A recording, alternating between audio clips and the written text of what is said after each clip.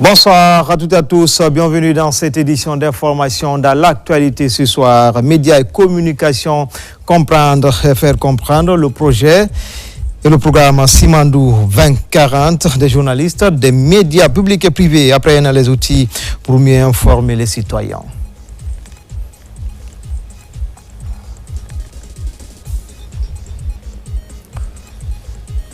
Et puis définir les grandes orientations du développement territorial du pays pour les années à venir. Le ministère de l'Urbanisme, de l'Habitat et de l'Aménagement du territoire et ses partenaires veulent gagner le pari. Enfin, l'année académique touche à sa fin au Britannique militaire de Guinée. Des prières d'extinction aux élèves les plus méritants et remise de dons pour améliorer les conditions d'études. Voilà pour le sommaire. Encore une fois, bonsoir à tous. Ce vendredi, le palais Mohamed V a accueilli une audience stratégique entre le président Mamadi Doumbouya et l'homme d'affaires nigérien Aliko Dangote, figure emblématique du secteur privé du continent africain. Au-delà de sa portée symbolique, cette rencontre illustre surtout l'intérêt que suscite la Guinée auprès des grands investisseurs avec l'implémentation du programme Simandou 2040. Commentaire Fatoumata Kourouma. Ce vendredi 12 juin 2026, le palais Mohamed V a servi de cadre à une audience d'envergure accordée par le président de la République, son Excellence Mamadi Doumbouya, à une délégation conduite par l'une des figures les plus influentes du secteur privé africain, l'homme d'affaires nigérian Aliko Dangote. Une rencontre hautement symbolique entre deux acteurs qui se connaissent déjà. Déjà présent à Conakry en janvier 2025, le magnat africain avait également échangé avec le chef de l'État à Nairobi en marge de l'Africa Forward Summit. Un échange bref, mais visiblement porteur de perspectives. L'audience de ce jour apparaît ainsi comme la continuité logique d'un dialogue stratégique engagé autour de l'avenir économique du continent africain. Face aux défis de transformation structurelle de l'Afrique, la Guinée entend désormais parler le langage des partenariats utiles, équilibrés et souverains. Une vision constamment défendue par le président Mamadi Doumbouya, panafricaniste assumé, mais ouvert au monde. Un principe simple: la Guinée coopère avec tous ceux qui respectent sa souveraineté, ses intérêts stratégiques et les clauses d'un partenariat équitable. Au cœur des échanges, plusieurs secteurs jugés prioritaires pour la transformation économique du pays. Les hydrocarbures, les services financiers, l'agriculture, l'énergie, les mines, mais surtout l'industrialisation, considéré aujourd'hui comme l'un des leviers majeurs de création de richesses et d'emplois.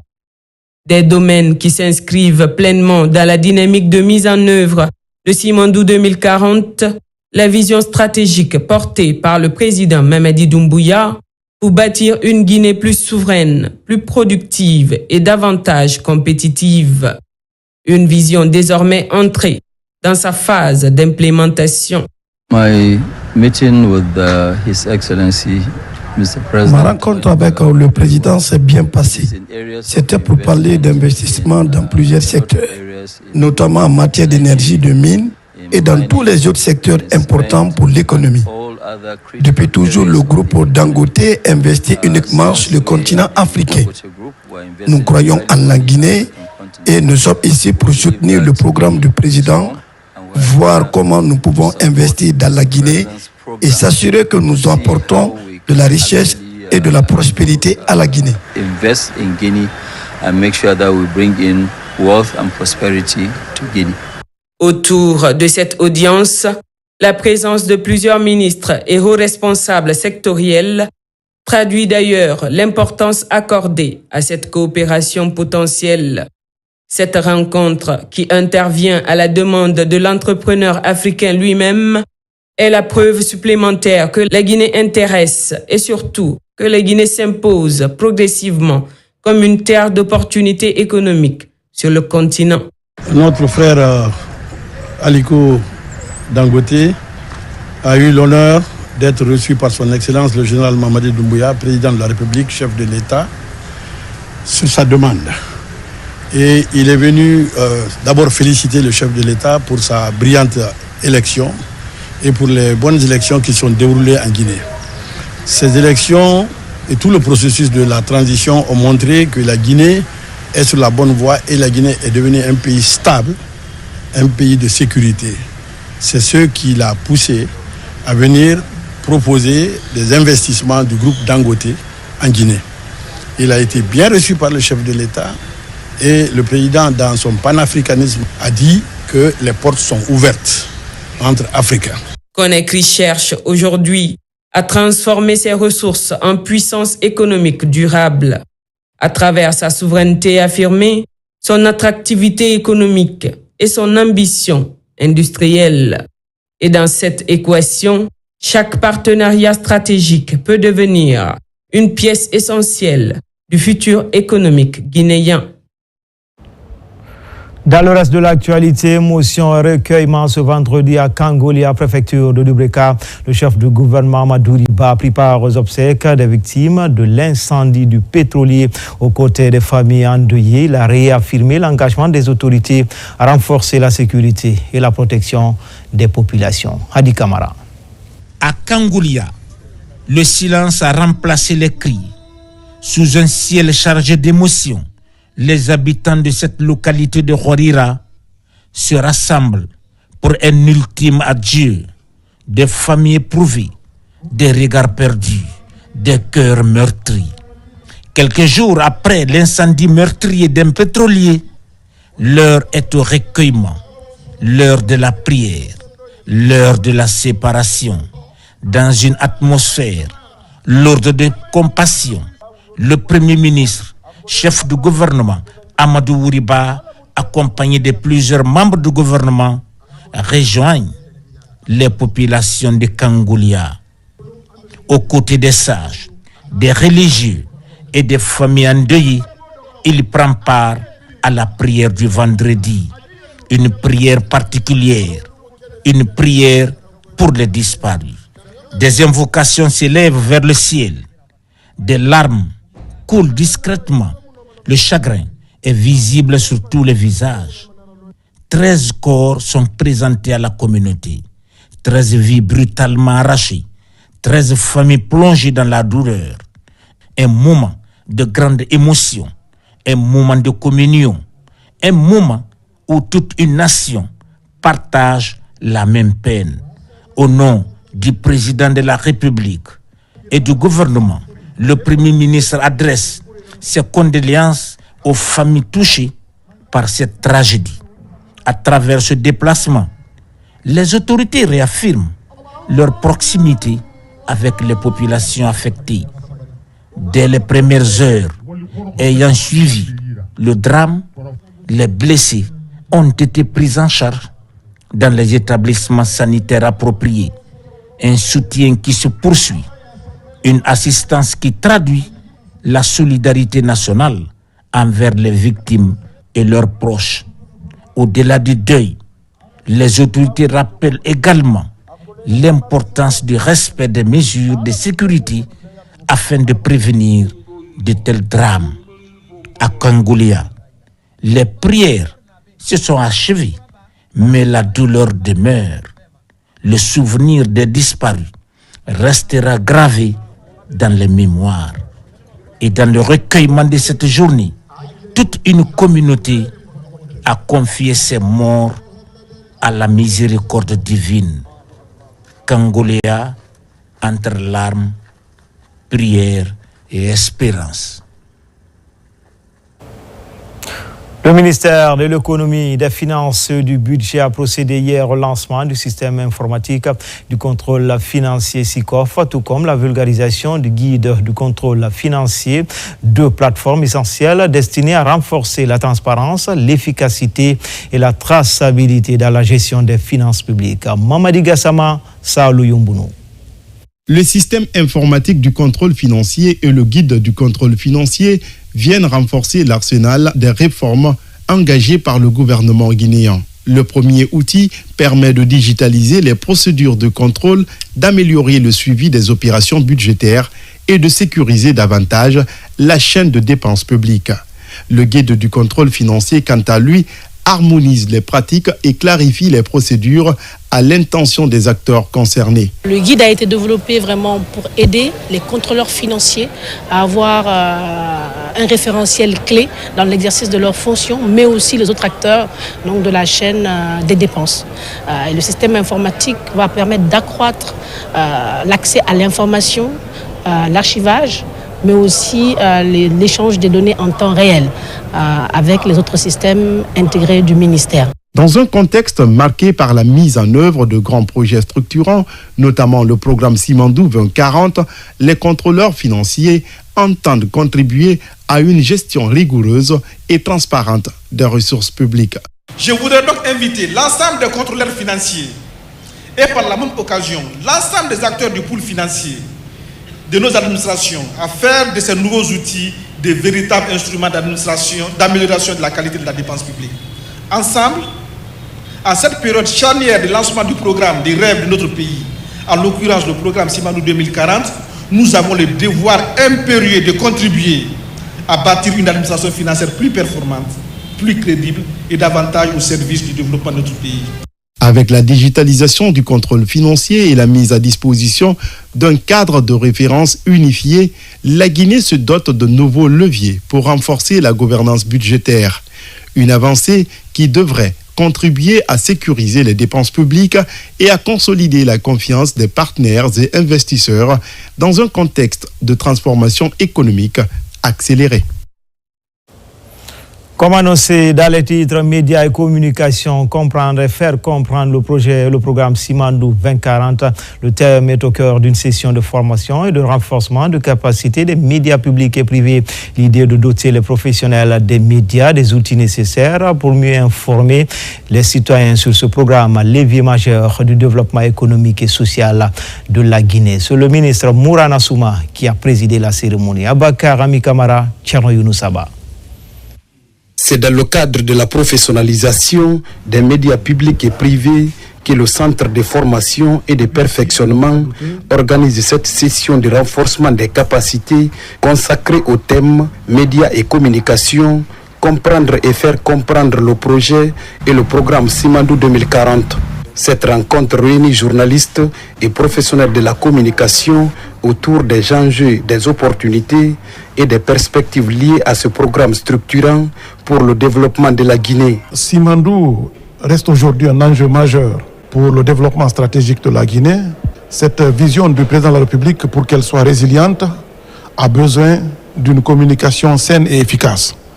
Et c'est pour cette raison que nous avons cru devoir, au niveau du ministère, mettre l'accent sur l'information et la communication au niveau des acteurs de l'information et de la communication. Et pour cela, il fallait leur donner les outils à cet effet pour qu'ils comprennent comment communiquer sur Simandou, quelles sont les techniques à cet effet dans le cadre de la collecte, le traitement et la diffusion d'informations. La cérémonie d'ouverture est présidée par le ministre de la Communication, de l'économie numérique et de l'innovation. Vous qui êtes les chargés de communication et d'information auprès du peuple, auprès de la population, vous devez être à l'avant-garde de cette diffusion d'informations équilibrée et bâtie sur des facteurs. Quand on vous dira, Simandou, on a mis combien d'argent dedans, il faut que vous soyez à même de répondre. Voyez cette vision altruiste de M. le Président, cette vision partagée pour donner à la Guinée tous les moyens de succès liés à ce programme de gestion minier couplé à la gestion de développement intégré de la Guinée. Cette session de formation illustre la volonté des pouvoirs publics de renforcer la collaboration avec les professionnels des médias en renforçant les échanges entre journalistes, communicateurs et responsables institutionnels. Elle vise à améliorer la compréhension du programme Simandou 2040 et à promouvoir une information plus claire, plus précise et mieux adaptée aux attentes des citoyens. Et puis ces avancées significatives au sein de la diplomatie guinéenne avec une élection au Conseil économique et social des Nations Unies au COSOC et Conseil exécutif de l'Organisation mondiale de la santé OMS, des prouesses qui traduisent la confiance de la communauté internationale et le rayonnement croissant du pays sur l'échiquier mondial. Le ministre des Affaires étrangères a réagi au micro de notre reporter Maki Medonzo. Chers compatriotes, j'ai l'honneur de m'adresser à vous aujourd'hui, au nom de son Excellence le général Mamadi Doumbouya, président de la République, chef de l'État, pour partager deux importantes victoires diplomatiques qui illustrent le rayonnement croissant de notre pays sur la scène internationale et confirment le retour remarquable de la République de Guinée au premier rang des nations respectées et écoutées. La première concerne l'élection de la République de Guinée, notre pays, au Conseil économique et social des Nations Unies, avec le soutien exceptionnel de 183 États sur 188 suffrages valablement exprimés. Ce résultat historique constitue une marque de confiance sans précédent de la communauté internationale envers notre pays. À compter donc du 1er janvier 2027 et jusqu'au 31 décembre 2029, la Guinée participera aux travaux de l'un des principaux organes des Nations Unies chargés de promouvoir le développement économique, le progrès social et la coopération internationale. La seconde bonne nouvelle, mes chers compatriotes, est l'élection de notre pays au Conseil exécutif de l'Organisation mondiale de la santé. Cette distinction traduit la reconnaissance du rôle de la Guinée dans la gouvernance sanitaire mondiale, la confiance accordée à nos autorités, ainsi que les progrès accomplis dans le renforcement de notre système de santé et la gestion des crises sanitaires. Elle permettra également à notre pays de porter davantage la voix de l'Afrique au sein des instances mondiales de décision. Ces deux succès majeurs sont le fruit de la vision, du leadership, de l'engagement constant de son Excellence le général Mamadi Doumbouya, président de la République, chef de l'État. Sous sa haute autorité, la Guinée, notre pays, a retrouvé toute sa crédibilité, sa dignité et son influence dans les affaires internationales. Grâce à sa politique de refondation de l'État, de bonne gouvernance et d'ouverture au monde, notre pays bénéficie aujourd'hui d'une confiance et d'un respect renouvelés. Au nom de son Excellence, Monsieur le Président de la République, j'adresse nos sincères remerciements aux États amis qui ont soutenu les candidatures de la Guinée ainsi qu'à l'ensemble de nos partenaires internationaux.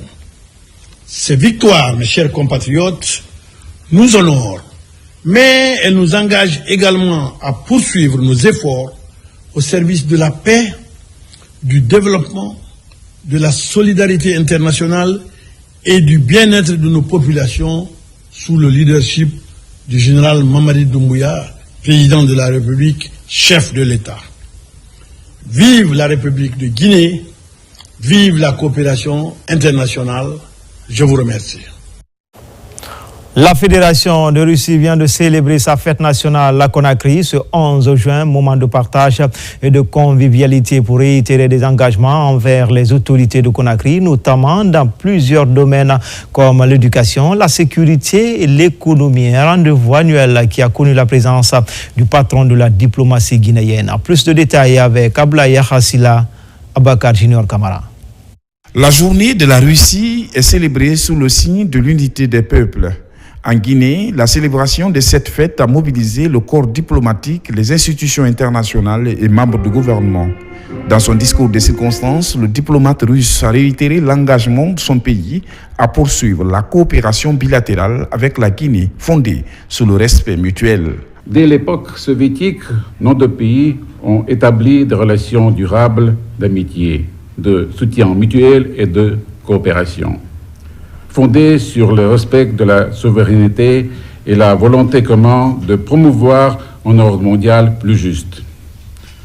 Avec l'appui de notre pays, de nombreuses infrastructures essentielles ont été construites en Guinée pour accompagner le développement de jeunes États indépendants. Je suis convaincu qu'il ouvrira de nouvelles perspectives de coopération politique, économique et humanitaire. Les relations d'amitié entre la Guinée et la Russie résistent au temps.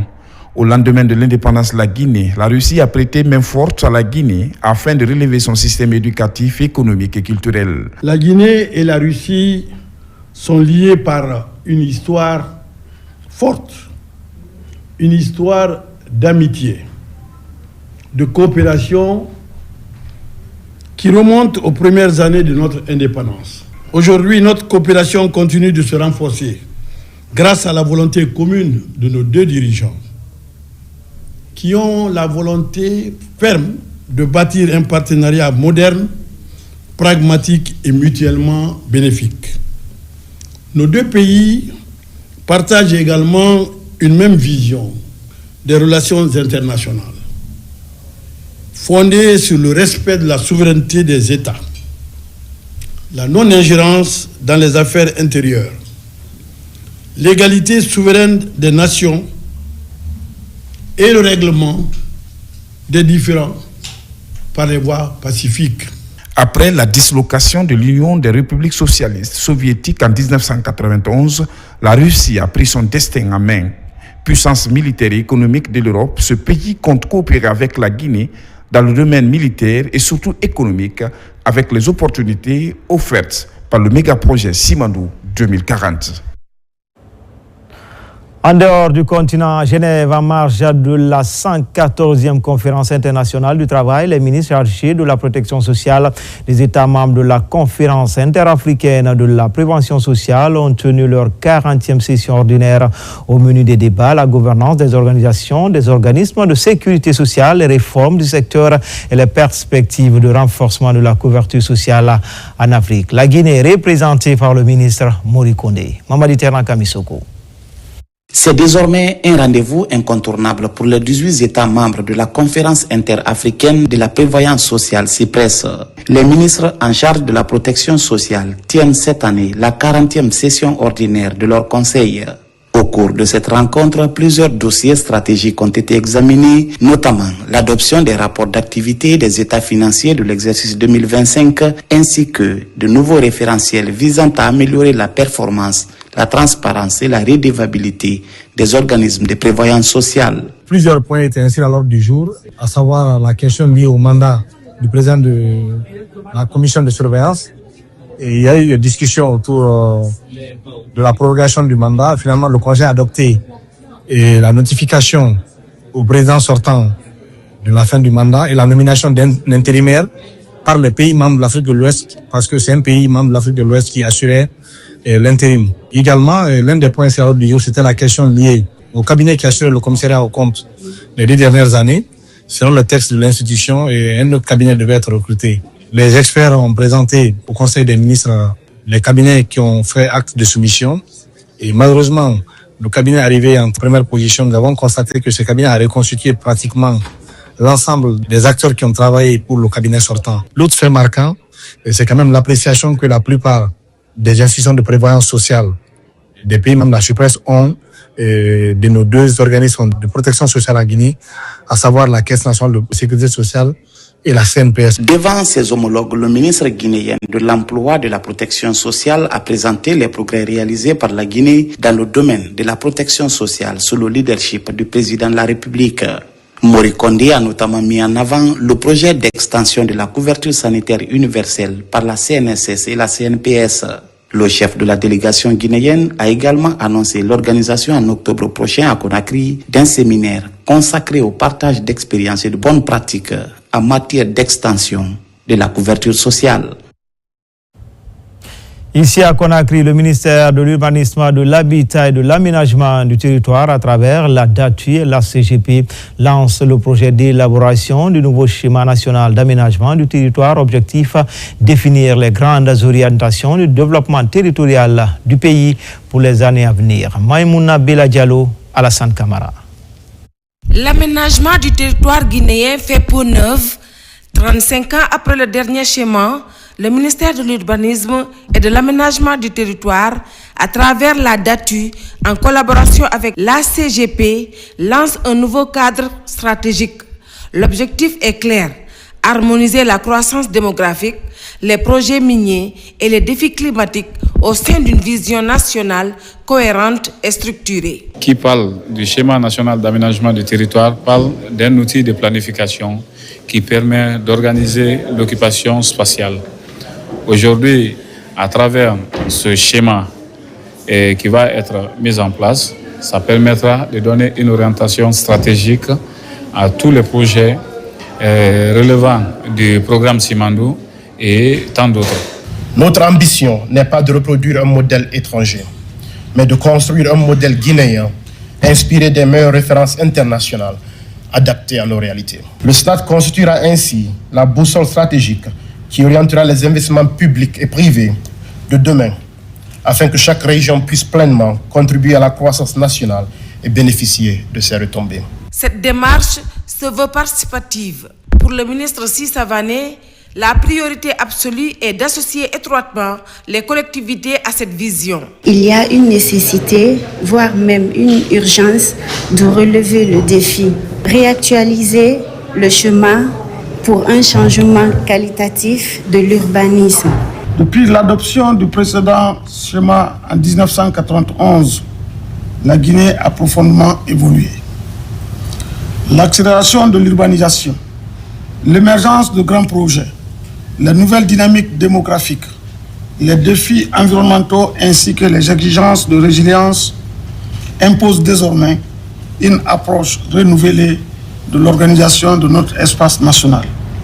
Cette démarche s'inscrit dans la dynamique de refondation engagée sous le leadership de son Excellence, le Président de la République, qui place la modernisation de l'action publique et la transformation durable du territoire au cœur des priorités nationales. Le projet bénéficie de l'appui de l'administration et contrôle des grands projets et sera réalisé par le cabinet Singapore Corporation Enterprise et Surbana Jungrong.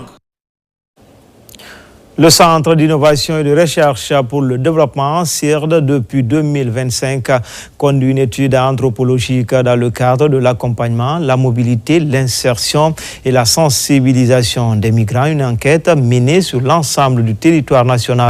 Des résultats. Ce projet a mis en œuvre conjointement par Expertise France, Enabel et la Direction générale de Guinéens de l'étranger. Il vise à promouvoir une migration sûre, régulière et responsable.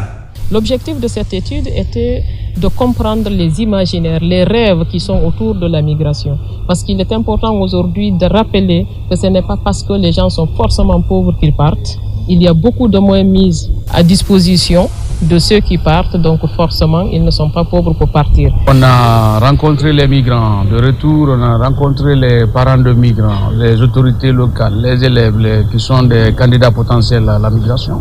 Donc on a procédé par la délégitimation de la situation existante au profit d'une nouvelle situation. La dynamique engagée, soutenue par l'Union européenne, vise à freiner la migration irrégulière et à encourager une migration ordonnée. Nous avons mandat d'assurer au nom de l'État la coordination des questions migratoires en République de Guinée. Donc c'est dans ce cadre-là que nous avons été conviés à prendre part à cette restitution importante axée sur l'étude liée à l'immigration clandestine. Expertise France, déjà pour situer, Expertise France met en œuvre un projet qui s'appelle AMIS, donc accompagnement, mobilité, insertion et sensibilisation, qui est financé par l'Union européenne et le ministère des Affaires étrangères français, et qui a pour vocation à la fois de renforcer les capacités de la Direction générale des Guinéens de l'étranger au sein du ministère des Affaires étrangères, mais également d'accompagner au retour, accompagner également à la prévention à la migration irrégulière. À travers ce travail, le CIRD et ses partenaires internationaux, notamment Expertise France et Enabel, entendent produire des données fiables issues du terrain. L'enjeu est d'identifier les facteurs sociaux et culturels qui influencent les choix migratoires afin d'améliorer l'efficacité des messages de sensibilisation. Dans l'actualité également, l'année académique touche à sa fin au Prytanée militaire de Guinée. Plusieurs élèves sont récompensés pour leur performance dans cet établissement d'excellence. Une cérémonie couplée à la cérémonie de don, à la remise de dons destinée à renforcer les conditions d'apprentissage. C'est le chef d'état-major général adjoint des armées qui a présidé ces deux cérémonies. Adjudant-chef Oumar Kamara, il est correspondant de la presse militaire. Nous sommes à l'école préparatoire technique appelée Prytanée militaire de Guinée. Sur sa place d'armes, le mérite et l'excellence ont été célébrés à l'occasion de la cérémonie de récompense des meilleurs élèves de ces creuset de formation. L'événement mobilise autorités militaires, éducatives, partenaires et parents d'élèves. Cette cérémonie témoigne de l'importance accordée à la réussite scolaire au sein de l'établissement par la hiérarchie militaire. Au Prytanée militaire de Guinée, nous avons pour mission de former non seulement les élèves brillants sur le plan académique, mais également des citoyens responsables, animés par la valeur du patriotisme, d'intégrité, de discipline, de courage et de service à la nation. Les résultats que nous célébrons aujourd'hui témoignent de la qualité de cette formation et de l'engagement constant de tout l'encadrement. Les élèves les plus méritants de la 7e année jusqu'aux candidats au brevet d'études du premier cycle BEPC ont été distingués dans plusieurs catégories et disciplines enseignées au sein de ces temples du savoir. Les enseignants ainsi que les membres de l'encadrement ont été honorés pour leur engagement et leur contribution à la réussite des apprenants. Parmi les nombreux récipiendaires, Mathieu Georges Collier et Aïcha Yakiti se sont illustrés par l'excellence de leurs résultats scolaires. Aujourd'hui, je suis ému car j'ai remporté des prix que je rêvais depuis que je suis arrivé au Prytanée. Ça avait toujours été mon rêve d'avoir ce prix et j'avais promis aussi à mes parents de le remporter. J'étais déterminée. Maintenant, j'ai atteint mon objectif. Tout ne se limite pas ici. Je vais continuer à persévérer encore. À l'occasion, des matériels pédagogiques composés de cartons de livres, de cahiers et quelques accessoires de projection audiovisuelle ont été offerts à l'école par les partenaires de la coopération militaire française, la Société minière de Bokeh et la République populaire de Chine. Recevez nos chaleureuses félicitations. Continuez à cultiver ces valeurs qui feront de vous des femmes, des hommes capables de servir dignement d'autres pays. L'excellence n'est pas un privilège réservé à quelqu'un. Elle est une quête permanente qui exige rigueur, humilité et persévérance. Les prix remis aujourd'hui doivent inspirer tous les élèves à poursuivre les efforts et viser toujours le haut. Le voile de cette cérémonie est levé par un mouvement de l'ordre serré et de démonstrations tactiques orchestrées par les élèves de la 8e année de Prytanée militaire de Guinée.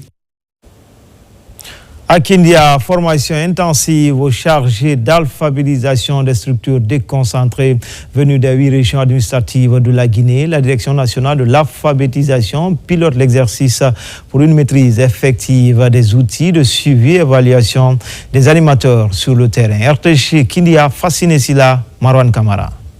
Kindia, la cité des agrumes, rassemble les chargés d'alphabétisation des structures déconcentrées issues des 8 régions administratives du pays. Le motif de la rencontre, renforcer les compétences des participants en matière de suivi et évaluation des activités d'alphabétisation, tout en clarifiant leur rôle et responsabilité dans la gestion des différentes structures dédiées à l'éducation non formelle. Aujourd'hui, nous avons organisé cet atelier pour renforcer les capacités des chargés d'alphabétisation dans les structures centrales et déconcentrées en vue vraiment de prendre des décisions utiles dans les différents projets. Au cours des travaux, les échanges ont également porté sur le profil des alphabétiseurs, leur rôle dans le dispositif national ainsi que les exigences liées à la gestion des centres et structures d'apprentissage.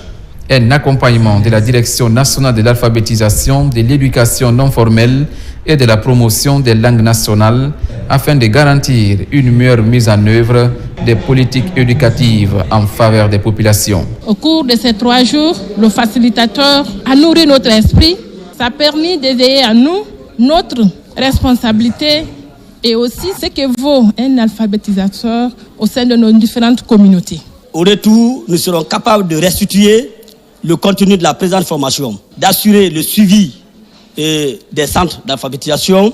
Et nous saurons maintenant nos rôles et responsabilités dans le cadre de la gestion des centres d'alphabétisation. Après 3 jours d'intenses travaux, marqués par des présentations, des échanges d'expériences et des exercices pratiques, les participants sont repartis mieux outillés pour relever les défis liés à la gestion, au suivi et à l'évaluation des programmes d'alphabétisation dans leurs régions respectives. La Guinée renforce son dispositif de surveillance maritime à Conakry. Inspecteurs et agents de la police des pêches participent à une formation technique destinée à améliorer le contrôle à mer et la lutte contre la pêche illicite. Il s'agit de renforcer la souveraineté de la Guinée sur ses ressources halieutiques. Al-Gassimouba Yayasila. Garant de l'autorité de l'État en mer, le Centre national de surveillance et de police des pêches se positionne comme le bras opérationnel de la lutte contre la pêche illicite dans les eaux guinéennes. Dans une dynamique de modernisation et de professionnalisation du secteur, inspecteurs et agents participent à une session de formation technique axée sur les nouveaux enjeux de gestion durable des ressources halieutiques. Nous essayons tous de nous fédérer autour d'une cause commune qui est la lutte contre la pêche illégale pour préserver nos écosystèmes, nos océans, mais aussi pour préserver nos pêcheurs et leur donner un avenir en matière de ressources. Nous repartons mieux outillés et davantage déterminés à contribuer à la protection des ressources halieutiques et à la promotion d'une pêche durable. À travers cette initiative, les autorités de la pêche entendent doter ces agents du CNSP d'outils techniques adaptés aux exigences actuelles de la surveillance maritime. Vous avez vu, même si l'infraction est commise, mais si le rapport n'est pas de taille, il peut être attaqué. S'il est attaqué, vous pouvez perdre, même si vous avez raison. Donc aujourd'hui, nous sommes contents de savoir que nos inspecteurs sont très très outillés pour répondre efficacement à tout ce qu'ils vont rencontrer comme infraction en mer. L'acquisition de ces compétences ne doit pas rester théorique. J'attends de vous, dès vos prochaines gardes et missions de surveillance, une rigueur absolue et une intégrité totale. Vous êtes les gardiens du patrimoine halieutique guinéen, indispensable à la sécurité alimentaire de nos populations et au développement socio-économique des communautés côtières. Cet espace de partage d'expériences techniques marque une nouvelle étape dans la professionnalisation de la police des pêches. La rencontre traduit la volonté du ministère de la Pêche et de l'Économie maritime de créer les conditions d'un contrôle plus rigoureux en mer tout en assurant une exploitation durable des ressources halieutiques au bénéfice des générations futures. Dans le secteur des transports, les chauffeurs des membres du gouvernement au cœur des renforcements de capacité sur la conduite préventive et la maîtrise des situations d'urgence. À travers cet exercice, le secrétariat général du gouvernement entend promouvoir l'efficacité et le professionnalisme au sein de cette corporation. Abakar Diaby, Morlaï Souma. C'est une nouvelle dynamique engagée pour former les chauffeurs des membres du gouvernement sur la conduite préventive et la maîtrise des situations d'urgence sur la voie publique. Cette remise à niveau intègre plusieurs segments, dont l'efficacité dans le bon déroulement des activités institutionnelles, la mobilité et la sécurité des communes de l'État. Aujourd'hui, c'est une grosse opportunité pour nous de former, disons, les dirigeants, les décideurs, les chauffeurs des décideurs de l'État. Ce qui va en fait les professionnaliser et qui aussi renforce l'activité globale de BCEP. Les modules sur lesquels nous allons travailler, c'est la prévention des risques routiers tout en identifiant d'abord dans un premier temps quels sont les facteurs à risque d'accident.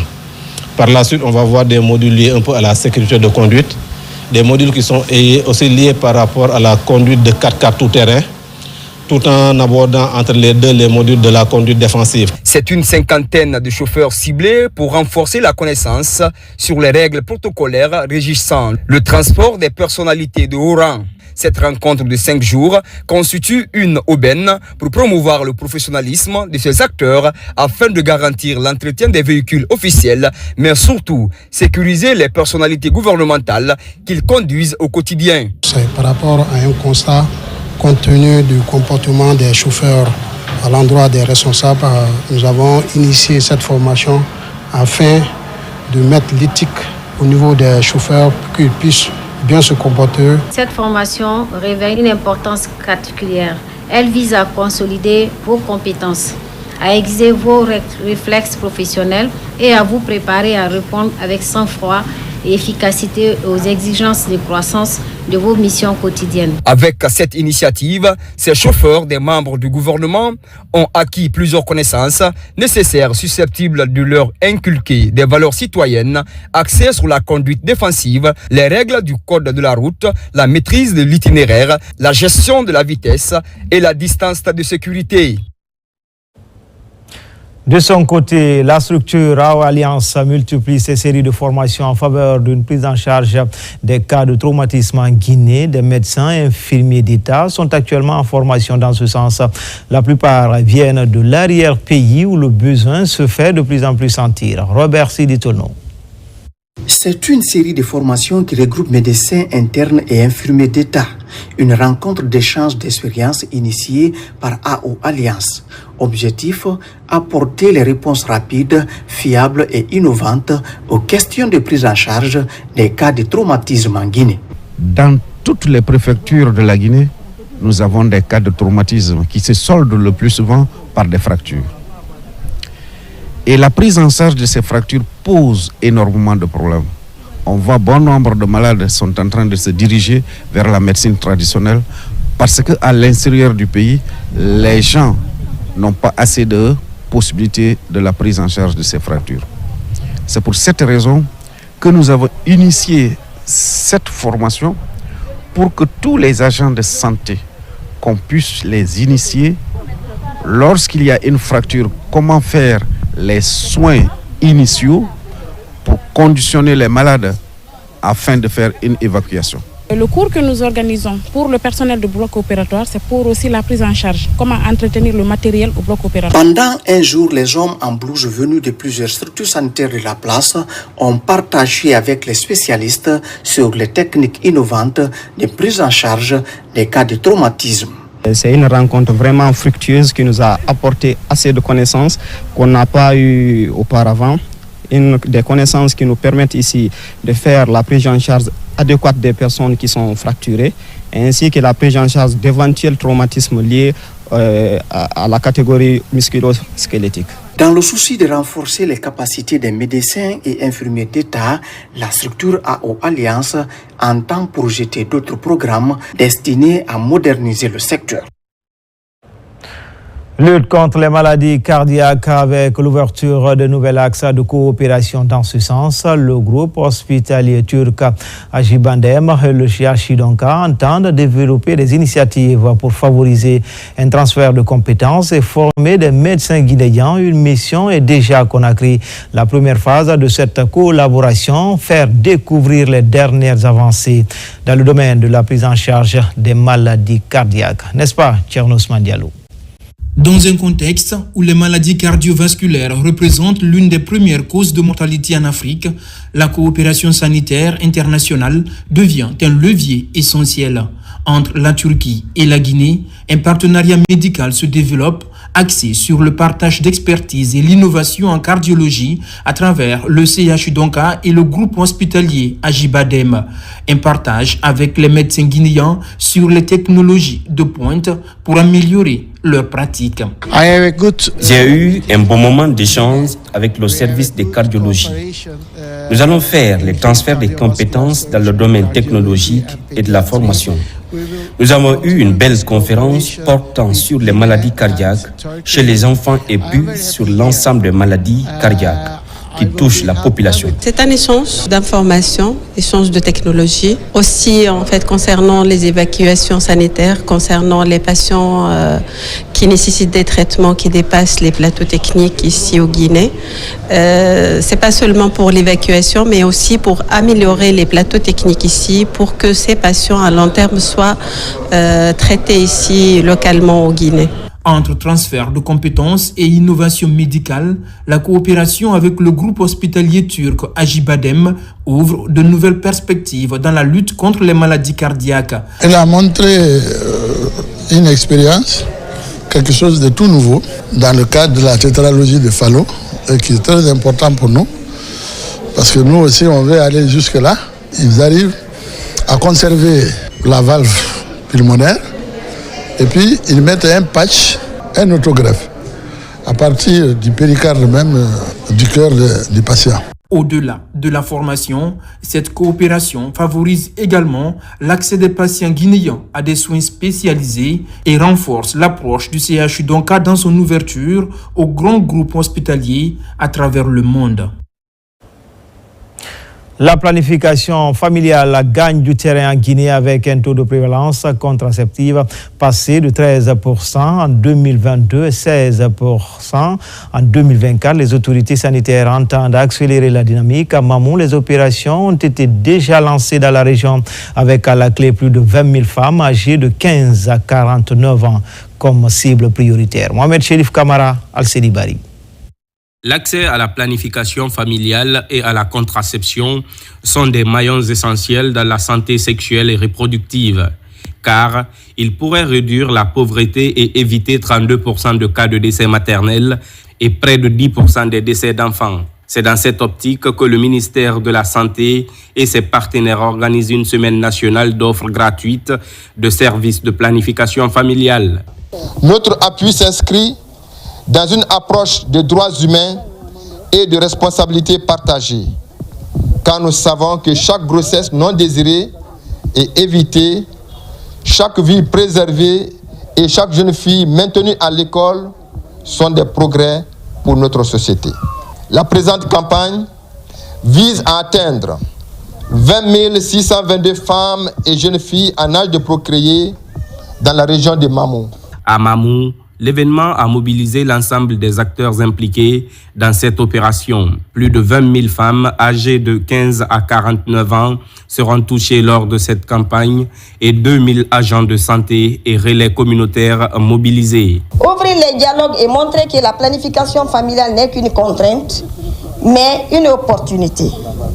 Une opportunité pour les jeunes filles de poursuivre leurs études, pour les femmes de protéger leur santé, pour la famille de mieux préparer leur avenir. Cette campagne revêt une importance capitale. Elle vise à sensibiliser, informer et orienter les populations, tout en facilitant l'accès aux services de planification familiale dans les formations sanitaires et au sein des communautés. Ces différentes activités vont contribuer à améliorer l'accès des femmes à l'information et aux services de planification familiale moderne afin d'augmenter la prévalence contraceptive.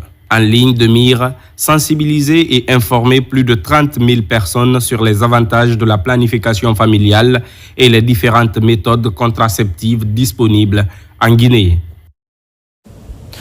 Même engouement du côté de Farana, les services de soins gratuits sont offerts pour améliorer la santé reproductive et promouvoir le bien-être de la couche féminine. Le lancement de la campagne régionale a connu une forte mobilisation des femmes de Sankara. Ibrahima Oulem Foufana. À Farana, la santé reproductive est au cœur des préoccupations. Ici, au quartier Aviation, les autorités administratives et sanitaires ont officiellement lancé la campagne nationale de planification familiale, une initiative qui vise à rapprocher davantage les services de santé reproductive des populations et à promouvoir le bien-être des familles. Faites librement le choix entre monsieur et madame. Cette année, nous voulons un enfant, vous le faites. Et là, vous pouvez vous occuper d'eux. Ils vont étudier pour le bonheur de la Guinée. La Guinée a besoin du capital humain. Le capital humain, c'est quoi? C'est des hommes compétents qui ont étudié, c'est la relève qui vont faire le développement de ce pays-là. Cette campagne constitue une opportunité majeure pour améliorer l'accès des populations aux méthodes modernes de contraception et réduire les risques liés aux grossesses précoces ou non désirées. Il y a la clinique mobile qui est prévue, qui va passer d'aire de santé en aire de santé pour planifier et sensibiliser également nos sœurs, nos femmes, nos braves dames. Et toutes les dispositions sont prises également dans les 20 centres de santé pour faciliter cette campagne de planification qui ne durera que 4 jours. Et les cibles, ce sont nos jeunes filles, nos femmes en âge de procréer. Les hommes seront planifiés, bien sûr, avec des préservatifs. Si vous venez édifier nos fils et nous-mêmes sur la portée de cette campagne de planification, nous sommes très réconfortés. Vraiment, vos hommes ont bien expliqué et nous allons l'appliquer. Les leaders communautaires se sont engagés devant partenaires techniques et financiers à accompagner les équipes sanitaires dans les activités de sensibilisation. Enfin, page noire, décédé le 5 juin dernier des suites de maladie. Notre collègue Jean-François Bamou a regagné sa dernière demeure à Karba, préfecture de Koya. Technicien de son à la radio nationale, parents et amis et collègues lui ont rendu un dernier hommage. Le film de la cérémonie funéraire avec Tcherno Maroufba, Mohamed Kabassila. Des larmes se mêlent aux prières dans la concession familiale de Karba. Parents, amis et proches se rassemblent pour accompagner Jean-François Bamou vers sa dernière demeure. Pour sa famille, c'est la disparition d'un homme attentionné, attaché aux valeurs de solidarité et de respect. Dans mes mains qu'il a étudié. Bon, j'ai été déflaté de la fonction publique, c'est pour il est venu à Kipé, pour étudier à Kipé. Donc, il a commencé à travailler à Conakry longtemps. Après, il m'a donné les informations qu'il travaille maintenant à la RTG. C'est un sentiment de regret parce qu'il était l'unique garçon de son père. Donc c'est lui qui avait la concession en main. C'est sur lui qu'on comptait. Au-delà du cercle familial, la disparition de Jean-François Bamou suscite également une vive émotion au sein de la grande famille des médias publics. Pendant plusieurs années, il a servi à la radio nationale où son professionnalisme et sa disponibilité ont marqué ses collaborateurs. En tant que journaliste qui a travaillé avec lui plusieurs années, j'ai gardé l'image d'un homme simple qui avait envie d'avancer. La preuve est que, à un certain moment, il m'a consulté et m'a dit qu'il a envie de revenir à l'école, se recycler et apprendre le journalisme. J'ai gardé de l'homme quelqu'un de très courageux qui aimait son travail et qui voulait avancer. À travers ces témoignages se dessine le portrait d'un homme apprécié tant pour ses qualités humaines que pour son engagement professionnel. Une vie qui laisse des souvenirs impérissables à ceux qui l'ont connu. Après les prières et les bénédictions d'usage, Jean-François Bamou a été inhumé à Karba dans la commune de Koya. Il repose désormais en paix, laissant derrière lui une famille éprouvée et des collègues reconnaissants de son parcours. Repose en paix, chers confrères. C'était tout pour ce soir. Grand était le plaisir pour moi de vous servir. Toutes ces informations sont à retrouver sur le www.rtgguinée.info. À bientôt pour d'autres actualités sur la Guinée, terre de richesse et d'opportunités. Inch'Allah.